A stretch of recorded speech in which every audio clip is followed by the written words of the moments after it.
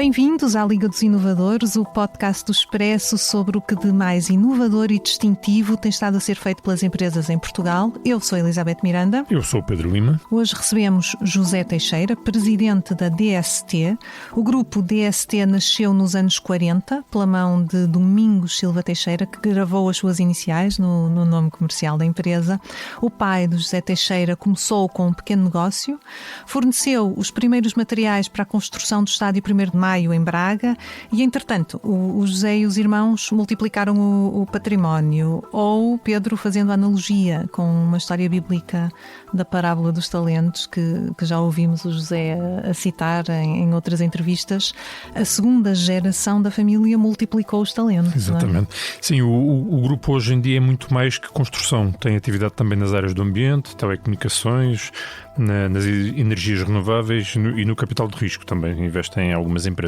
Tem-se empenhado em desenvolver a construção modular, a construção industrial, um modelo em que a ideia é de construir o mais possível as partes de edifícios dentro de fábricas, com o objetivo de tornar a construção mais rápida, mais barata, mais sustentável, reduzindo os incómodos provocados pelas obras no dia a dia das pessoas. Exato, e essa referência não é inocente, não é? Portanto, pessoas como tu, que vivem com um estaleiro há quantos anos?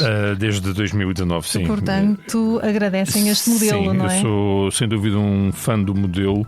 Neste preciso momento tenho 3 obras por casa a decorrer ao mesmo tempo, como barulho e pó à mistura, e por isso tudo o que servir para reduzir estes transtornos é muito bem-vindo. E a ti, Elizabeth, que construção modular sugere-te alguma coisa em especial? Desde logo que o teu humor ia melhorar substancialmente, mas impressiona-me sobretudo a questão logística, não é? Há uns anos, no norte da Suécia, passei por lá, numa cidade mineira, que é aliás notícia recorrentemente, e vi imagens de casas a serem transportadas, casas, portanto, são um grande peso, são centenas de toneladas e grandes áreas a serem transportadas por caminhões e por caminhos que nem sempre estão preparados para abrir passagem. Sim, agora é por módulos, lá está. Será, portanto, substancialmente mais pequeno e fácil. Sim, mas desperta-me aqui a curiosidade. O José Teixeira vai explicar-nos como é que isto pode vir a funcionar e, como dizias, a DST é um mundo e tem-se destacado por várias coisas, entre elas os métodos inovadores na gestão, portanto, e vamos também tentar focar a conversa com o José nesta dimensão da inovação na gestão. Vamos passar a palavra ao José Teixeira. Nós Empresas, fala Elisa Vaz, boa tarde. Boa tarde, daqui fala o Vítor, da Vitória Associados. Então? Sim?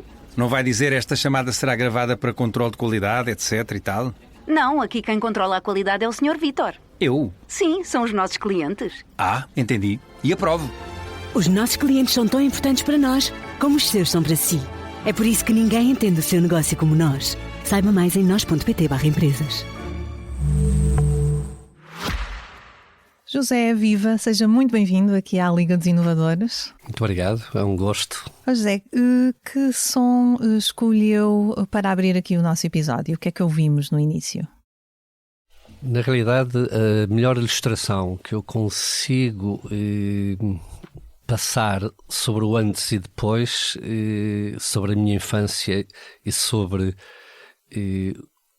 o hoje, é esta imagem de um vídeo do Giacometti que ele faz numa pedreira da Póvoa de Lanhoso e que, do ponto de vista sonoro, do ponto de vista da imagem, é exatamente o nosso início. E o início conta sempre. E não apagar o início recomenda-se sempre. Portanto, é o trabalho infantil e é o esforço de virar a pedra. Cantava-se para juntar esforços.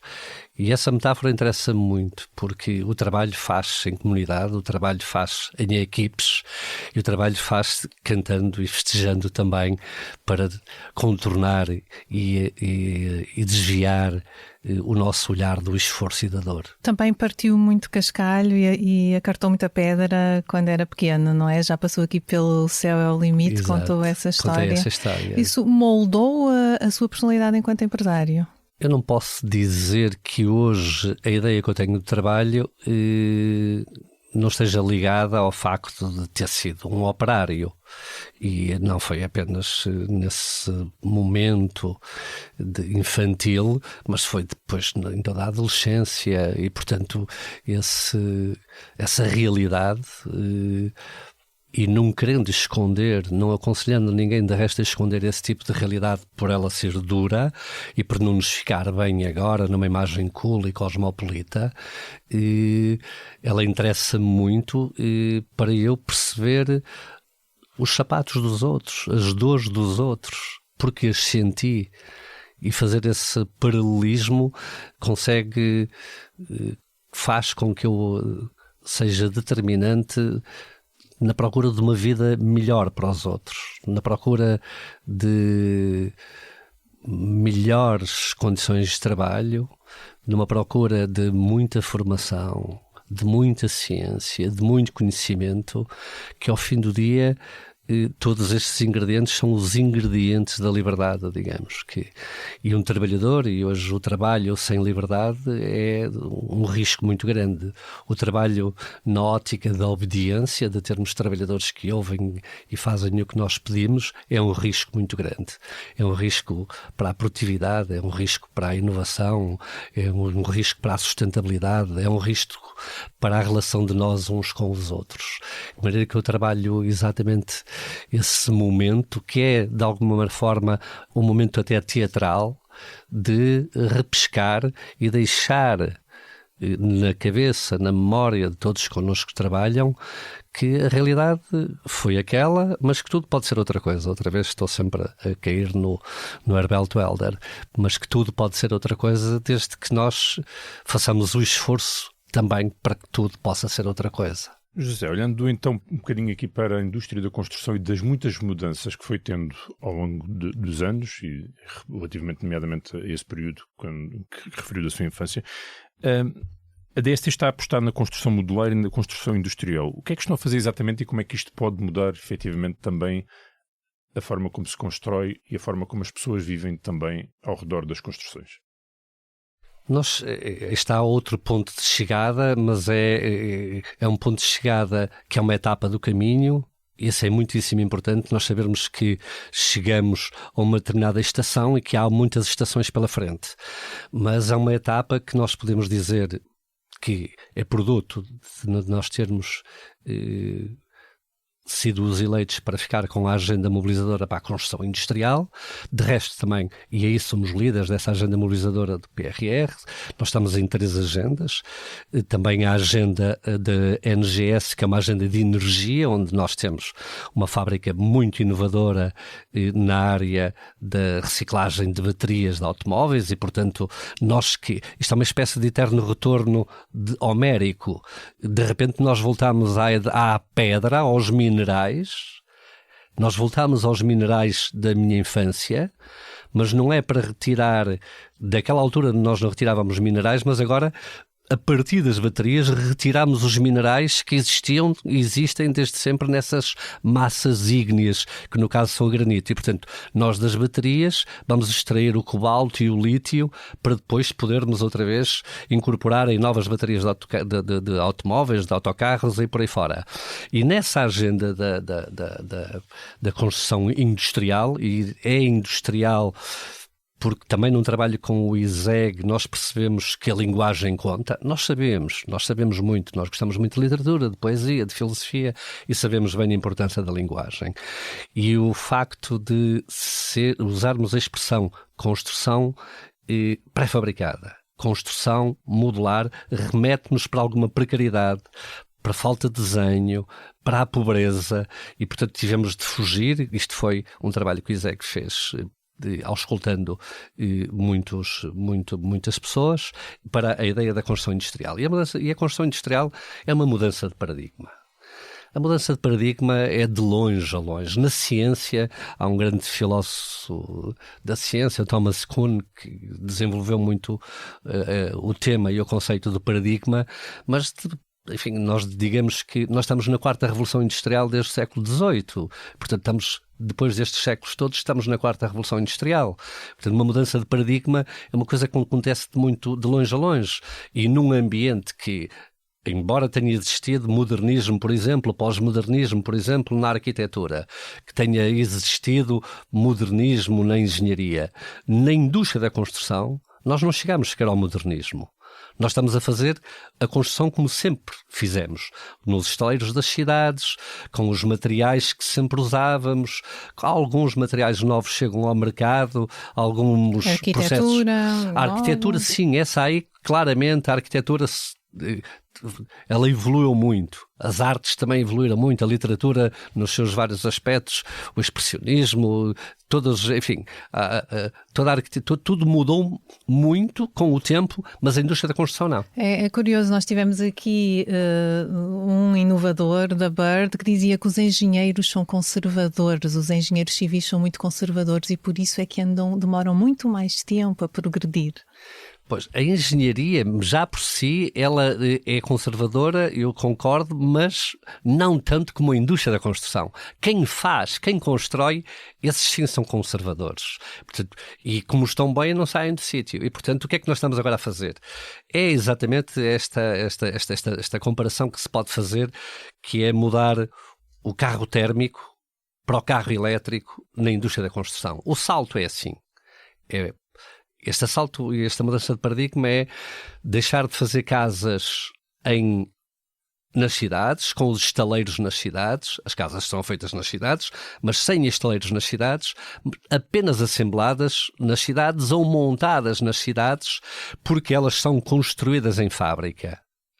E os materiais serão materiais muito sustentáveis, são materiais em que a economia circular, produto de uma economia circular, onde não é apenas uma ideia de extração, de intrusão nesta casa comum, como o Papa Francisco denominava, e esta casa comum está exaurida. Todos nós sabemos que chegamos ali a junho e a julho e já gastamos os materiais todos para o ano todo, e portanto isso é um perigo muito grande. É preciso nós, por um lado, usarmos os materiais que já foram usados e dar-lhes outra vida, e por outro, que é o grande desafio, e usar muito menos recursos, menos materiais. Só para lhe dar uma ideia, um carro elétrico e um carro térmico são 100 vezes, 150 vezes mais peças que tem o carro térmico do carro elétrico. O carro elétrico tem muito menos peças.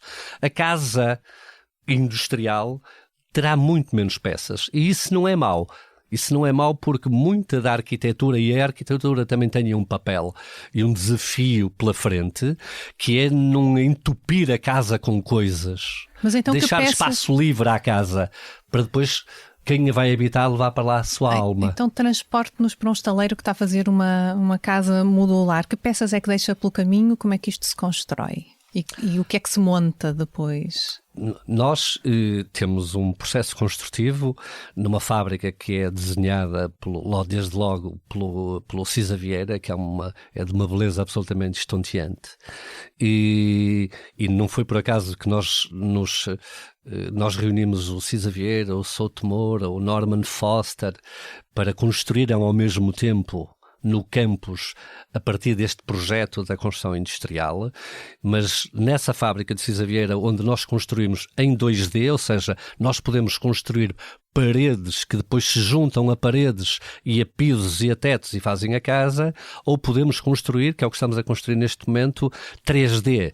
3D quer dizer, vem logo o bloco todo, o quarto com a mobília lá dentro, vem tudo pronto a ser depois assemblado uns módulos em cima dos outros e a fazer-se a casa, a fazer-se o prédio, a fazer-se o hotel, a fazer-se o Smart Studio ou a fazer-se a residência sénior, que é o que nós estamos a testar, ou centros de saúde, ou prisões, por exemplo. Nós fazemos exatamente projetos, aliás, estamos a cotar exatamente casas de banho para umas prisões em França, e que são feitas exatamente de uma forma industrializada. Montam-se, está tudo resolvido. E, portanto, qual é que é a grande diferença? É a customização que nós conseguimos, a sistematização, é imaginar-se numa fábrica de automóveis ali em Palmela e os trabalhadores estarem num ponto e a casa vem ter com eles para eles meterem o pneu, para eles meterem o volante, para eles meterem os travões, que é a mesma coisa para eles meterem os azulejos, para eles meterem o piso, para eles meterem a eletricidade, para eles meterem os cabos onde passam as infraestruturas da energia do para os AVACs, por aí fora. Portanto, é um processo absolutamente sistematizado. Portanto, fazem quartos, casas de banho, cozinhas, depois transportam para o local e montam. Isso mesmo. Produção em série. Com uma adição muitíssimo importante, que interessa-nos muito, isto sim, é qualquer coisa de disruptivo e que pelo menos merece uma grande discussão, que é levar beleza para tudo o que fazemos. Aquilo que eu de vez em quando digo é que a arquitetura não pode acrescentar pobreza à pobreza. Por se desenharmos uma casa de custos acessíveis, ela não tem de ser menos cuidada do ponto de vista do pensamento sobre o desenho. Eu até defendo, mas isso é uma questão que até pode ser considerada ideológica, e usando um pouco uma imagem do John Rawls, que é sempre um filósofo político que eu invoco na sua teoria da justiça, eu até defendo o princípio da diferença. Num sistema de justiça por equidade, onde todas tendem de ser tratadas com equidade, há o princípio da diferença, que é aos pobres, com os pobres eu vou ter muito mais cuidado. Com quem não tem eu vou ter muito mais cuidado no desenho. E esse é um dever, é uma espécie de dever até moral da arquitetura. E pode-se dizer, mas a arquitetura tem um papel estético, tem um papel moral também? E eu digo, sim, as cidades hoje precisam de um pensamento da arquitetura que eles façam os muros que as cidades têm. As cidades estão carregadas de muros no Martim Moniz, no Bem Formoso, e aí a arquitetura tem de discutir isto.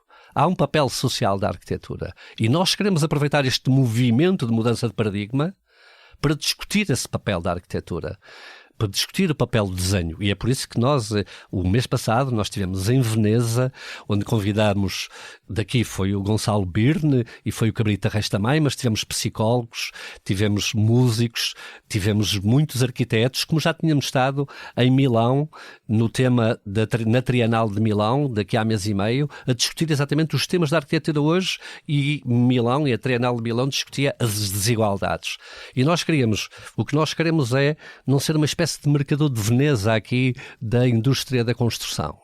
Nós queremos aproveitar isto para democratizar, para discutir e para pensar na pobreza e como é que aliviamos a dor da pobreza a partir do desenho, a partir do acesso a uma casa digna. É esse o grande desafio que temos pela frente. Com isso quer dizer que poderão contribuir para deixar de haver aqueles bairros sociais muito pouco práticos, feios até. Feios até. E a fealdade tem um poder incrível também, tem tanto poder como a beleza. A fealdade atrai fealdade, a beleza consegue atrair beleza. Então a opção é, não façamos as coisas feias. As coisas podem ser de custo acessível, podem ser com materiais pouco nobres, mas terem nobreza.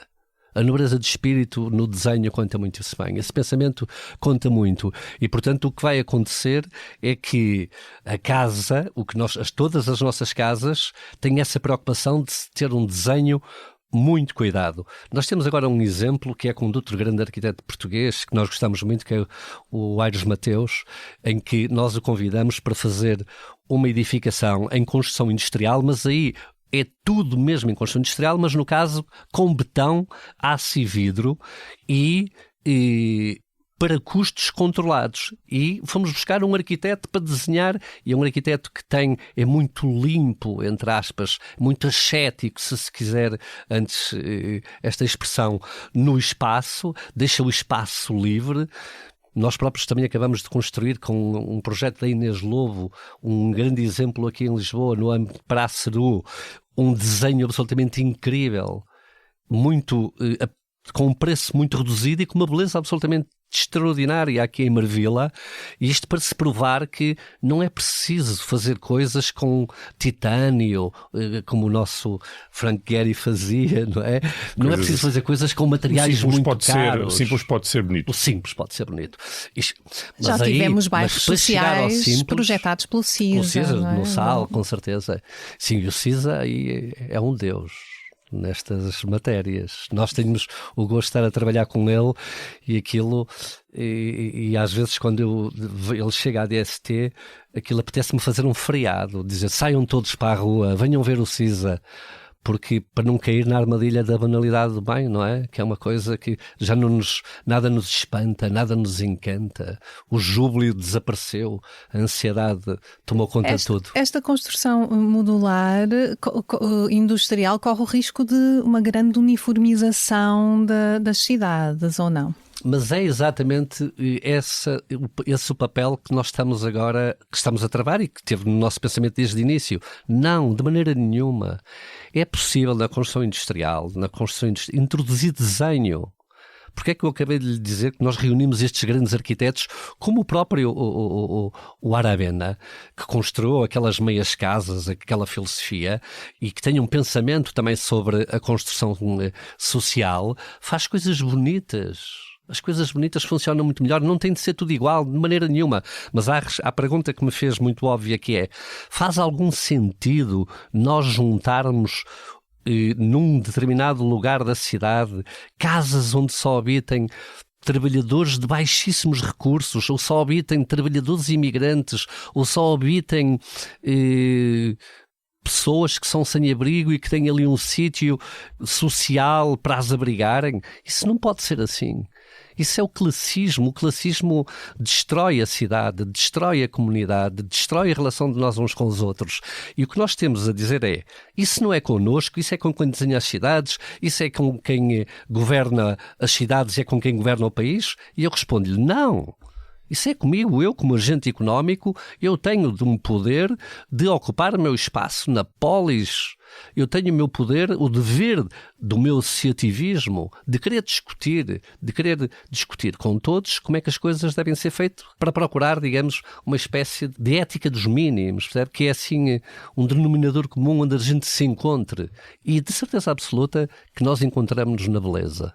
José, na construção, voltando um bocadinho a questões práticas, porque nós começamos a tentar imaginar um espaço, uma zona de uma cidade com estas construções industriais modulares. Na construção modular industrial fazem falta na mesma cimento, betão, andaimes, picheleiros, pedreiros? Essa é uma pergunta muito interessante, porque os picheleiros, pedreiros e andaimes, para já os andaimes não existem porque nós estamos, digamos, na fábrica, trabalhamos num sistema horizontal e não vertical. Térreo.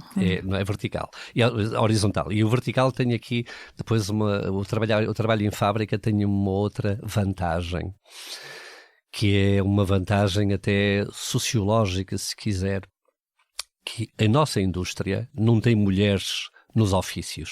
A indústria da construção vai a uma obra e não vê trabalhadoras. Se for às nossas fábricas, 30% hoje já são mulheres. Porque não chove, não faz vento, não está frio, e aquilo são operações que facilmente se aprendem porque há muitos equipamentos que fazem as coisas mais complicadas e as coisas mais duras e as coisas mais pesadas, e portanto o trabalho fica um trabalho muito mais leve. E onde as mulheres têm uma participação absolutamente fundamental até para o processo homeostático da relação de uns com os outros. Há ali um equilíbrio. As mulheres equilibram o dia de trabalho. É absolutamente extraordinário e que de outra maneira nós não íamos conseguir trazer. Depois, essas profissões que acabou de dizer. Nós acabamos de certificar um curso na ANCAP, que é um novo curso de profissional, o curso de técnico de construção industrial. E não lhe chamamos picheleiro, e não lhe chamamos pedreiro, nem lhe chamamos ladrilhador. É um técnico de construção industrial. A linguagem conta.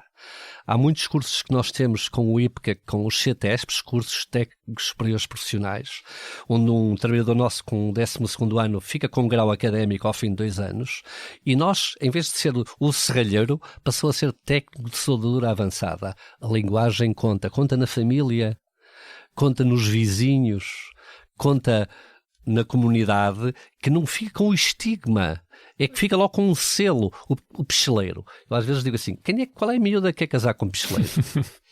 Fica logo ali. Hoje em dia são profissões em vias de extinção bastante valorizadas e com salários muito acima da média. Substituição. Nós queremos que... nós temos, na construção industrial, o que nós temos é um multitask. E esse multitask vai saber de eletricidade, da parte das canalizações, da parte do clima. Ele vai ter noções de tudo, mas também tem noções, sabe de quê? No nosso curso, que nós certificamos, de literatura, de poesia, de filosofia, de artes. Já lá vamos. Porque é com essa diversidade que ele fica um trabalhador completo. Mas o que eu gostava de tentar perceber é se numa construção modular industrial também é preciso assentar o tijolo, passar o cimento, assentar o tijolo, passar o cimento. O tijolo, por acaso, entra numa grande crise na nossa construção industrial, que nós não temos tijolos. Isso. No nosso projeto não existe tijolos. E é muito... Existe muita madeira. Existe muita madeira, é um novo material, é um material que se massifica, existe o aço, o vidro com certeza, existe o ladrilho, e no ladrilho, nas casas de banho, nós, por exemplo, outra vez, para darmos um salto absolutamente imprevisível, nós convidamos, no caso, para as casas de banho, um exemplo, convidamos o Vils para nos assinar 3.000 casas de banho. Okay? Portanto, você vai viver numa casa que tem uma casa de banho assinada pelo Alexandre, pelo Vils, e que ele concebeu isso foi uma ideia genial do Alexandre. Ele é, de facto, um homem, é um criativo incrível, e concebeu azulejos e algumas letras nos azulejos, pretos e brancos. E depois mete-os em caixas e diz ao ladrilhador, agora assenta o tijolo. E cada casa de banho vai ser diferente, porque vai misturar os azulejos de forma diferente. Fica original sempre. Fica sempre um original. Mas outra vez, a importância de trazer para dentro de casa, porque eu diluo facilmente o custo do investimento que faço com o artista, dos royalties que lhe pago, logo pela compra dos azulejos todos, que são todos iguais. Pronto, essa é uma questão também interessante de saber se isto fica mais barato, muito mais barato, construir desta forma. Nós conseguimos reduzir o prazo dos estaleiros, que é o grande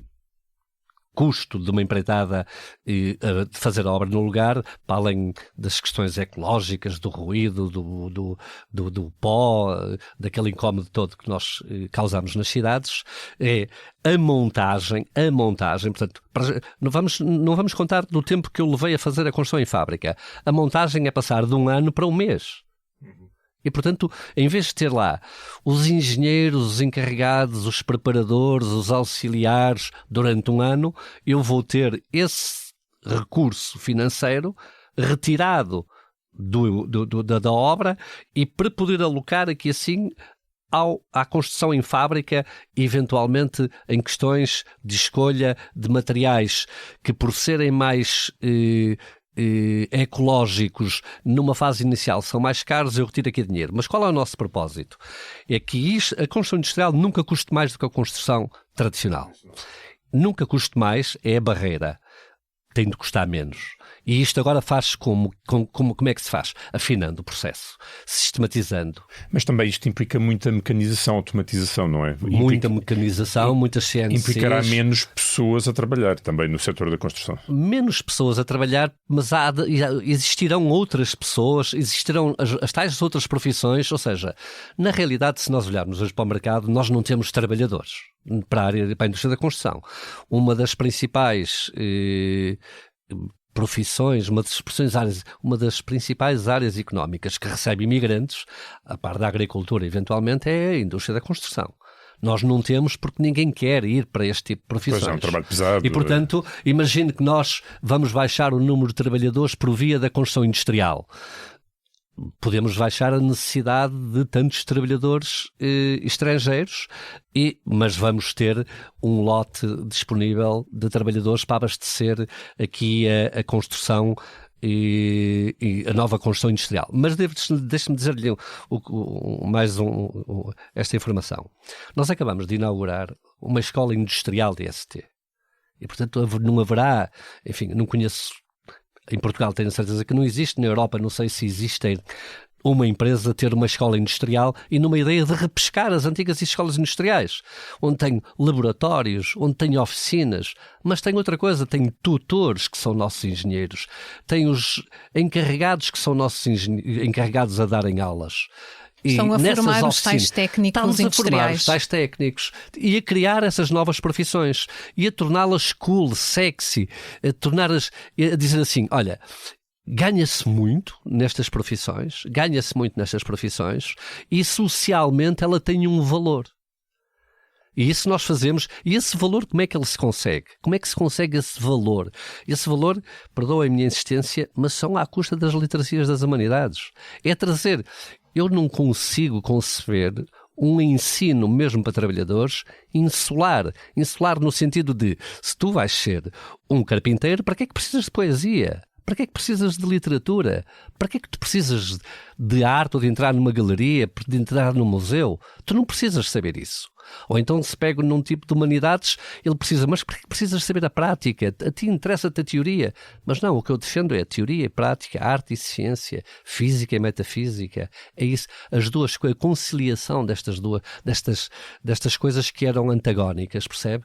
E, portanto, esses miúdos vão ficar muito mais robustos. Nesta escola há residências artísticas de artistas plásticos. Nomeadamente, nós temos um grande laboratório nas instalações da energia e, portanto, todas aquelas automações, os mecanismos, e há artistas que são ótimos a fazer peças com essas automações. Lembro-me do Miguel Palma, por exemplo, que é o que pega em coisas velhas e faz coisas absolutamente extraordinárias, coisas eletrónicas com automação. E ao dar-lhes essa possibilidade, dão-lhes a possibilidade de, afinal, eles poderem ter também... Sabe, no meu tempo, quando eu era, digamos, servia o artista, existia... nós dizíamos que eram os artistas, servíamos o artista. Haviam os artistas das profissões. E é isso que eu quero trazer, esse gosto. Eu sou artista, não sou pedreiro. Já disse que uma casa modular... idealmente fica abaixo do preço de mercado de uma construção normal. Se calhar percebemos que será difícil atingir, mas eu, enquanto consumidora... Não é difícil, não pode ser difícil. Nós hoje estamos a colocar casas industriais abaixo do preço do mercado. Portanto, isto é um facto. O que nós temos ainda é de conseguir muito mais. E aí há uma ideia que eu lancei que na construção dos estaleiros, das empreitadas, nós temos de construir habitação, que agora foi regulada, de resto, para trabalhadores deslocados e imigrantes. Nós temos um grande estaleiro, vamos agora começar uma obra de via férrea, precisamos de espaços para viverem lá 300 trabalhadores, estão deslocados. E agora imagine que, do ponto de vista de construção industrial, eu consigo montar esse estaleiro, ele não ser provisório e fica definitivo. E fica para depois ser usado. Eu concebo copartilhado, espaços que há um quarto individual para cada trabalhador, mas depois há espaços que são partilhados, digamos que é a construção colaborativa, como essas residências séniores que a antiga ministra concebeu, a ministra que foi candidata à Câmara de Sintra. Ana Mendes Godinho. E, portanto, conceber isso, introduzir algum desenho. Enquanto eu estou a usar o estaleiro, estão os meus trabalhadores, mas depois, veja bem só do ponto de vista ecológico, eu já não desmonto, já não se estraga, Reutiliza. E depois fica para a cidade, fica para a vila. Nunca faço isto longe das urbes, este tipo de construção. Integro em terrenos que deveriam ser rústicos para não inflacionar logo a construção. Lembre-se que a terra implica 30% do custo de uma casa. Agora imagine que nós, em vez de 30%, pagávamos apenas 10%. Isto basta dizer assim, em terrenos rústicos, que são perto de terrenos urbanos e, portanto, não precisam de grande infraestrutura. Posso fazer uma fábrica? Podiam-se fazer habitações para trabalhadores deslocados e imigrantes que depois ficavam lá para outras funções, jovens que à procura da primeira casa. Ok, mais alargados para outros, para utilizarem outros. Mas essas unidades industriais têm de ser sempre próximas do destino final do prédio. Portanto, como é que questão é como é que se transportam estes módulos? São caminhões. módulos ainda volumosos? Isso é muito simples.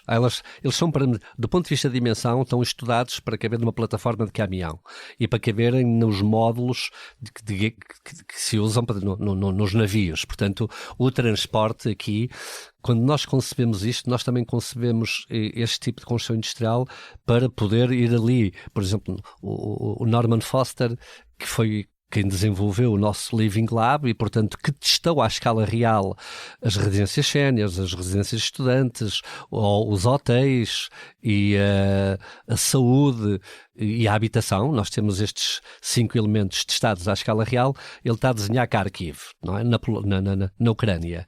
E imagine que tem de ser feito muito rápido. Então nós vamos lá colocar muito rapidamente e conseguimos levar aqui para todos os países, um país em guerra e que agora acabou a guerra e precisa de ser reconstruído, um país que esse Sudão desta vida, estes Gaza desta vida, que precisam de construções muito rápidas e dignas. Eu consigo e sou competitivo colocá-las em Gaza ou colocá-las na Ucrânia, quanto mais colocá-las aqui no país. Não tem problema nenhum. De Braga? Porque em vez de levar materiais, eu trago materiais da China para as minhas casas. Não trago os materiais e, portanto, juntos e transporto tudo. Estamos aqui a falar, portanto... A distância não é um problema para a construção industrial. Estamos a falar de cidades quase livres da construção, mais bonitas, mais amiga do ambiente, mais barata, mais rápida. Isto parece bom demais para ser verdade. Quando é que acha que isto entrará no setor como um desígnio? Sabe que o mercado reage com imensa velocidade às mudanças quando existem movimentos de radicais. Se há um novo produto, se há um novo serviço, há uma fila de pessoas que vêm logo atrás desses produtos e desses serviços também fazer igual. Se abrirem agora concurso para construção industrial ou se o IRU não excluir a construção industrial, porque se a exclui, o que é que acontece? Quando eu quero depois propor uma alteração para pôr a construção industrial, estou a ferir o regime da contratação pública e é um problema. E, portanto, é possível, claramente, nós introduzirmos o sistema construtivo nesses ambientes. Portanto, acredita que pode ter aqui um desenvolvimento rápido. Rápido, ouça, há hoje várias empresas em Portugal, mas o mundo está todo. A Espanha vai lançar agora, eles já têm um PERT, que é um programa para incentivo à construção industrial, uma legislação própria. Portugal vamos ter, está em processo, penso eu, a construção de um mecanismo de promoção legislativo de promoção da construção industrial, mas em Valência, onde até para compensar aquele acidente natural, e vão construir uma cidade de construção industrial, onde só se faça construção industrial, onde se promova. De resto, nós tivemos a honra de ter o Secretário de Estado da Habitação a visitar o campus e a dizer em Espanha que é isto que ele procura fazer em Valência, o que a DST tem em Braga. Isso para nós. E depois nós dissemos, porque é que nós não haveremos de fazer um Instituto Ibérico de Construção Industrial? E ele lançou isso em Espanha e em Portugal também está a ser ouvido com algum carinho, como existia o Instituto de Nanotecnologia, como existir um Instituto Ibérico, e para Portugal era ótimo, que ganhava uma escala a partir de Espanha, não é? José, este podcast é sobre inovação e sobre produtos, mas também sobre formas de gerir, e a DST tem-se destacado muito também na forma como gere as suas equipas, como gera os trabalhadores, e aqui também há alguma inovação na gestão. Considera que a DST pode ser um exemplo para aquilo que é o meio empresarial em Portugal? Poderemos ter outras empresas a copiar, entre aspas, as vossas práticas? Falar na primeira pessoa assim, é sempre complicado, enfim, presunção e água benta, como dizia a minha mãe, cada qual toma a que quer. Mas de qualquer das maneiras sempre podemos olhar para a realidade, não é? E outra vez agora pegava num verso do Caeiro, a realidade não precisa de mim, não é? Quando chegar a primavera, no poema Quando Chegar a Primavera. A realidade não precisa de mim e, portanto, a realidade é o quê? Nós temos hoje um volume de negócios de quase 700 milhões de euros. Nós temos um EBITDA de 80. Nós temos, em inovação, 1.500 ideias submetidas por os trabalhadores. Nós temos 300 ideias já implementadas. Nós temos 93 projetos de inovação em curso, onde muitos são também sociais. Nós temos 7 parcerias IDT. Nós temos 50 parceiros do sistema científico e das empresas. O investimento que fizemos este ano é de 8,8 milhões de euros em inovação. Nos últimos 4 anos investimos 25 milhões de euros em ciência, na ligação a muitas universidades, em muitos doutoramentos que nós temos na empresa, a muita inteligência artificial que há anos que nós trabalhamos. E, portanto, isto é a realidade e, de alguma maneira, esta realidade faz com que o nosso EBITDA seja forte, o nosso net EBITDA seja negativo e, portanto, que exista aqui rentabilidade, que os salários que nós pagamos sejam salários maiores, mais elevados, que nós não tenhamos salário mínimo e que exista de facto uma espécie de paz e uma comunhão e um comunitarismo. Isso é uma realidade e é uma realidade que me interessa, de resto é o que me move. Que para si pode funcionar como um exemplo e que, enfim, percebemos que o orgulha bastante ter esses resultados. Orgulha-me os resultados, mas eu digo sempre uma coisa muito simples também e que às vezes os empresários esquecem. Nós temos um contrato com o Estado, pagamos os nossos impostos, nós temos um contrato com os trabalhadores, cumprimos a lei, pagamos aos nossos trabalhadores. Mas nós temos um contrato que é além desse, que é o contrato social, o contrato com a polis, com a cidade. E nós temos de perceber uma coisa, nós todos os empresários temos de saber isto. A riqueza é coproduzida. Ela não é uma figueira que é o Zé Teixeira ou este ou aquele que inventou. Ninguém inventa nada se não houver uma massa crítica de inovadores. No caso da DST, nós temos hoje em projetos de inovação 500 e tal trabalhadores. 500 e muitos trabalhadores. Nós paramos, fazemos intervalos no dia de trabalho para trabalhar sobre a inovação. Nós temos no nosso processo de inovação aquilo que são os gestores locais de inovação, que é um anjo em cada sítio para dinamizar. Nós temos formas, nós compensamos e pagamos os resultados da inovação dos nossos trabalhadores. Nós não ficamos com tudo para nós. Nomeadamente nos CIFIDs, nós de 20% do que reduzimos à coleta, deixamos pagar, nós damos aos trabalhadores, premiamos os trabalhadores. Isso é absolutamente importante, porque se formos, digamos, bulímicos, se formos aditivos e queremos só as coisas para nós, os trabalhadores não vão trabalhar, os trabalhadores obedecerão. De forma acrítica. A crítica. Isso é o caos. Nós ainda hoje continuamos a ter um salário muito baixo em Portugal. Nós temos de resolver este problema. E tem de se resolver o problema com aquilo que o Draghi identificou, nomeadamente na inovação. Um dos 3 pilares que o Draghi inventariou no seu relatório é a inovação. E debaixo da inovação é a produtividade. Mas debaixo da produtividade, não há produtividade sem ciência. E não há produtividade sem um espírito social, comunitário na empresa. E aqui é que temos de investir. Nós temos de investir num projeto que não seja a da meritocracia em si, onde os trabalhadores competem uns contra os outros e atropelam uns aos outros. Nós temos de investir mais colaboração. Em mais colaboração, em mais entendimento, em mais compreensão. E é por isso que nós gostamos muito da espiritualidade na empresa, através da filosofia, estudar a religião, como também estudar a política em si, o dever em si, e isto é inovador. Eu considero que no lado da produtividade, digamos, a dificuldade maior da produtividade não são as questões técnicas. Os robôs e a automação eu consigo. Eu não consigo é comprar comportamentos, entendimento, compreensão. Eu tenho de estimular e incentivar. Eu tenho de criar regras de entendimento onde as pessoas se sintam no dever de colocar-se sempre nos sapatos dos outros. Portanto, coloca grande pendor no valor do trabalho, não é? Além desse sentido comunitário, cooperação, inovação, promove o sindicalismo, tem comissões de trabalhadores, instiga os trabalhadores a participarem ativamente nas políticas de gestão da empresa?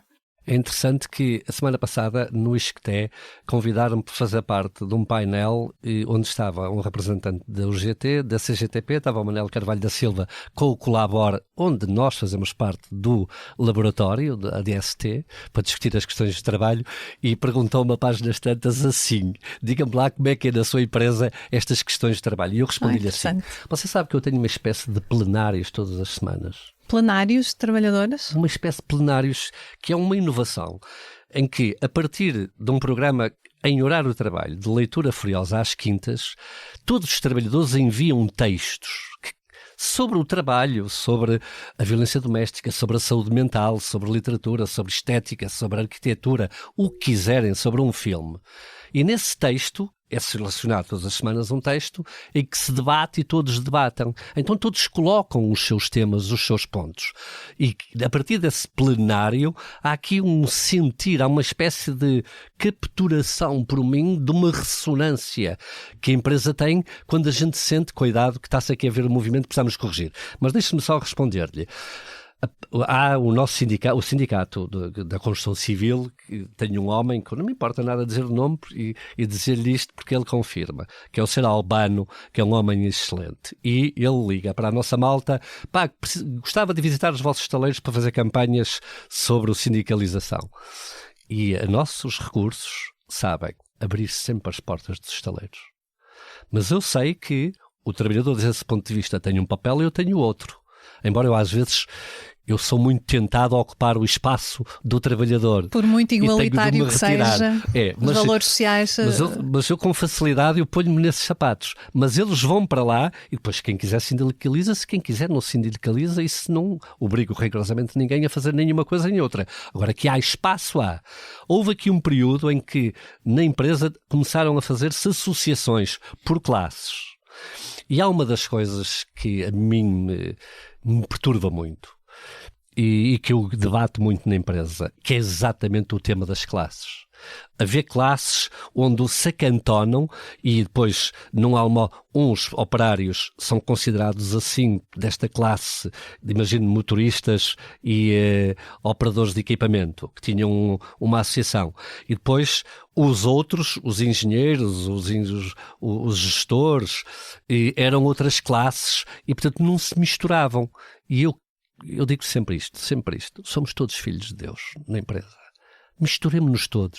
Eu uso muito as festas, tantas as festas que faço, para nos misturarmos todos. Uso muita poesia para todos. Um trabalhador do chão de fábrica possa enviar os seus 5 poemas para todos sabermos e lermos os poemas de um trabalhador. Por vezes temos trabalhadores que ajudam esse trabalhador a escolher os poemas. Por vezes esse trabalhador leva para casa e à mesa em família e escolhe os poemas, e ao escolher os poemas há todo um significado, há toda uma semiótica nessa mensagem. E eu não sou estúpido, eu sei ler isso. E, portanto, eu incentivo muito o associativismo. Agora vou-lhe dizer uma coisa, isto é muito importante. Nós vivemos num setor em que a realidade é esta: o poder está do lado do trabalhador.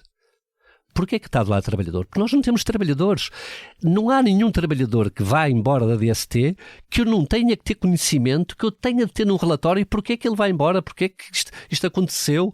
Eu não despeço um trabalhador há anos e anos. São trabalhadores que se despedem por algumas questões de melhoria de condições, porque aqui passaram numa coisa que, de uma forma arrogante, eu agora denomino como efeito DST. E, portanto, ter no currículo DST dá-lhe uma vantagem do ponto de vista de salário. Eu avisei que isto era arrogante. E, portanto, este efeito DST é uma espécie de efeito Bilbao, percebe? É a literatura, é a poesia, são as artes, são as festas, é o museu, é tudo isto. E é a escola DST e, portanto, ter trabalhadores por aqui na cogestão e ter um modelo de cogestão que é muito comum em países mais social-democratas. Certo. Esse é um grande desafio, mas olha que, mais uma vez, eu estou à frente disso. E estou numa espécie de capitalismo popular. Nós hoje temos muitos trabalhadores que são nossos sócios. Nós criamos uma holding. Há um grupo de empresas que se chama o Grupo da DOUF, que são só empresas participadas por trabalhadores. E esse número de empresas vai continuar a subir. em diversas áreas, e nessas empresas são as únicas onde distribui dividendos, para os trabalhadores terem dividendos. Só distribui dividendos numa das empresas? Só nessas empresas onde os trabalhadores participam. Na DST eu não distribuo dividendos. Nós vivemos dos salários e depois investimos o que ganhamos para criar mais fábricas, criar mais indústria, melhorar salários e por aí fora. Mas nas empresas onde os nossos trabalhadores participam, distribuímos dividendos. Então já agora uma pergunta muito rápida. Estamos numa altura de alguma contestação social por causa do pacote laboral, diz que, pelo menos no seu setor da construção, os trabalhadores é quem mais mandam. Como é que vê este pacote? Eu vou-lhe dizer uma coisa que pode chocar e eu diria, deixem os trabalhadores em paz. Eu nunca traria o tema da legislação laboral para aqui. E também pelo lado dos sindicatos, da UGT, da CTP, eu daria o conselho, não se metam a querer alterar com este figurino de Parlamento a alteração da lei laboral ou alterar a Constituição, porque isto não está para se mudar a favor dos trabalhadores. Portanto, era melhor não ter mexido. Do ponto de vista de empresário, é uma espécie de bulimia. Há coisas que não acrescenta nada. A produtividade. Eu outro dia falei, enfim, como convidado, quando o Fukuyama esteve cá. E nunca ouvi ninguém, nem o Draghi. Você ouviu o Draghi, escreveu o Draghi que o problema da competitividade, o problema da produtividade tem a ver com a legislação laboral dos países? Ninguém ouviu isso. O que existe é alguns empresários muito conservadores, muito egoístas, se quiser, que depois influenciaram. Não precisávamos de... As questões, por haver um incumprimento mínimo na amamentação, cria-se uma regra para todos. O tema dos contratos a prazo por mais anos, o setor não precisa disso para nada. Nós não precisávamos, está-se a fazer uma batalha que não faz sentido nenhum. Por pouca coisa. Por pouca coisa. Diz que este pacote... E vamos ter aqui uma greve geral que se conseguia evitar. Claramente, não faz sentido nenhum do ponto de vista da produtividade, avançar com estas propostas. Deixem estar. Mas diz-se que estas propostas, ou boa parte delas, foram feitas à imagem da CIP. Pois é o que eu lhe digo, sei, mas se houvesse um escrutínio, se houvesse uma espécie de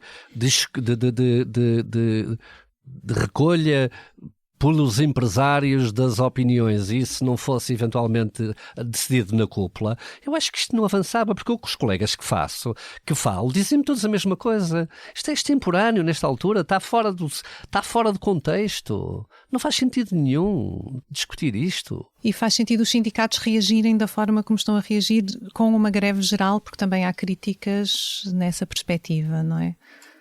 Bem, eu tenho de respeitar, os sindicatos fazem o seu papel e quando se é uma mudança estrutural, os sindicatos acham que isto é uma mudança estrutural na lei, isso é um direito que eles têm, temos de respeitar isso, não temos o que... Eu acho que os passos, o GT agora está a ser chamada e está em conversações, mas eu acho que não se deve isolar a CGTP. A minha ideia é tentar na concertação social fazer pontes.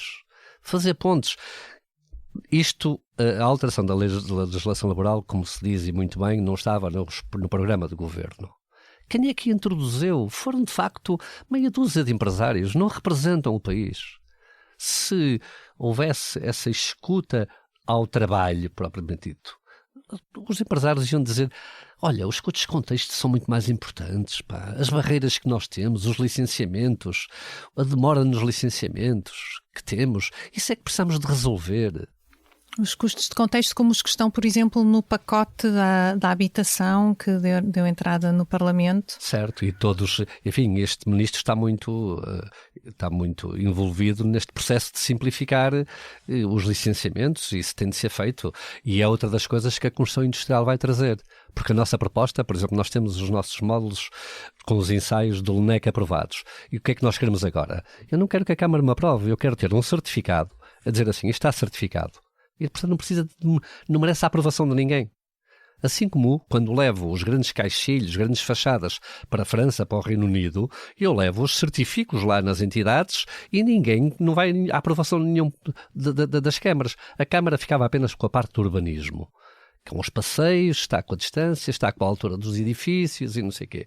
De resto, fica tudo. A construção industrial traz essa vantagem também, que é a possibilidade de nós fazermos as certificações e atalharmos muito os prazos de licenciamento. Os prazos de licenciamento são um caos, né? Isso é um tema que nós temos mesmo de resolver. Precisamos de engenharia industrial nas câmaras, percebe? De processos que agilizem. E às vezes o que nós temos hoje é uma espécie de burocracia digital nas câmaras, que é outro grande problema. Por exemplo, quando outro dia também na Web Summit nós tínhamos este tema de, ok, vamos colocar um tutor de IA em todos. Eu diria, porque é que não colocam um tutor para a leitura?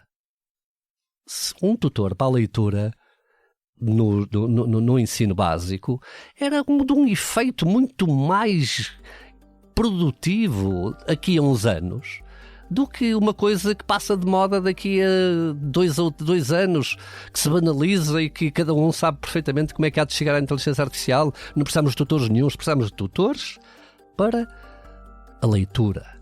Em primeiro lugar, precisamos de professores em todas as escolas, não é? Pois, exato. José, estamos já com o nosso tempo aqui bastante avançado e passaríamos agora a 3 perguntas que colocamos a todos os nossos convidados, sendo que a primeira que gostaríamos de lhe colocar é de que inovação gostaria de estar a falar aqui connosco daqui a 5 anos? Olha, numa inovação que aumentasse o tempo da liberdade, portanto, uma inovação que faça com que os trabalhadores, todos nós, tenhamos mais tempo de cigarra, menos tempo de trabalho e que isso seja possível não reduzindo salários. E, portanto, há aqui, desse ponto de vista, uma inovação que é tecnológica e que é social. E essa inovação social passa por essa procura de entendimento, de comunitarismo, do uso da polis, do associativismo, de nós todos nos convencermos que não interessa apenas existir Estado ou existir câmaras municipais, interessa existir povo. E, portanto, incorporando os ganhos de eficiência que vamos tendo a nível tecnológico nas nossas vidas. Nas nossas vidas, exatamente. Para depois não ficarmos com momentos de não saber o que fazer com o tempo que temos, não é? E, portanto, devia chegar a ansiedade e a depressão. E, portanto, é sair de casa e ocupar o espaço, o território da polis. Olha, e o concorrente que mais cobiça? E um português eu escolheria, cobiço é assim uma palavra que eu admiro, que eu sigo há muitos anos, a Sonai. Desde o engenheiro Belmiro de Azevedo, também com o Paulo e agora com a Cláudia, mas é empresa social, é uma empresa que isto que nós estamos a fazer do capitalismo popular, já eles fizeram, o engenheiro Belmiro dava sociedades, spin-offs que fazia, a Sonai sim. Uma estrangeira, pode parecer assim um bocadinho surpresa, mas a L'Oréal. Porque tem um projeto de sustentabilidade absolutamente fascinante. E nestes tempos em que é preciso cuidar da casa comum. E por fim, que gestor mais admira? Também lhe vou dar um português e um não português. O português, o Paulo Macedo. Porque na realidade, por onde ele passou, fez coisas absolutamente extraordinárias e ele tem de ter um dom qualquer e gosta de artes e portanto tudo isso também me interessa. Tem o pai, não é, de família. Exatamente, o pai é pintor. E estrangeiro, Jorge Soros. Um filantropo. Mas um filantropo do ensino, um homem interessado e portanto sim, o Jorge Soros olhando para fora mais do que o Bill Gates, mais do que enfim, os das Big Tech, e o Jorge Soros é mais humanista. Então já agora, como gostaria de ser lembrado enquanto empresário gestor? Essa não estava preparado para essa pergunta. Como é que gostaria? Com aquele tipo, foi uma boa pessoa. Como boa pessoa. De resto, devo-lhe dizer que ser boa pessoa é quase tudo. Muito bem. Zé, muito obrigada por ter vindo à Liga dos Inovadores. Aliás, não lhe perguntámos se o tratam por José, Zé, senhor engenheiro na empresa, como é tratado. Por acaso, eu tenho ZET, é o meu acrónimo para a galeria, que é Zé Teixeira. Portanto, a ZET Gallery é ZET, não é? O museu anda em volta do Z de Zé. E depois eu assino José Teixeira e José T. Eu tenho, é um bocadinho, quer dizer, aqui um Bernardo Soares ou um Álvaro de Campos. Muito bom. E aqui um Ricardo Reis, porque Ricardo Reis é, bom, o Bernardo Soares primeiro, o Ricardo Reis a seguir. Pronto, então, José com muitos heterónimos, muito obrigada por ter vindo aqui à Liga dos Inovadores. Eu sou Elizabeth Miranda. Eu sou o Pedro Lima. Em estúdio connosco temos o Tomás Delfim, no apoio à gravação e também no apoio à edição, e a sonoplastia do Hugo Oliveira. Contamos ainda com o apoio do ex-ministro da Economia António Costa Silva e dos professores Isabel Rocha e Ricardo Paes Mamed, são os nossos curadores. A fotografia é de Nuno Fox e a capa de Tiago Pereira Santos. A coordenação de Joana Beleza e Miguel Prado, a direção de João Vieira Pereira. Siga e subscreva a Liga dos Inovadores na sua plataforma preferida ou em expresso.pt.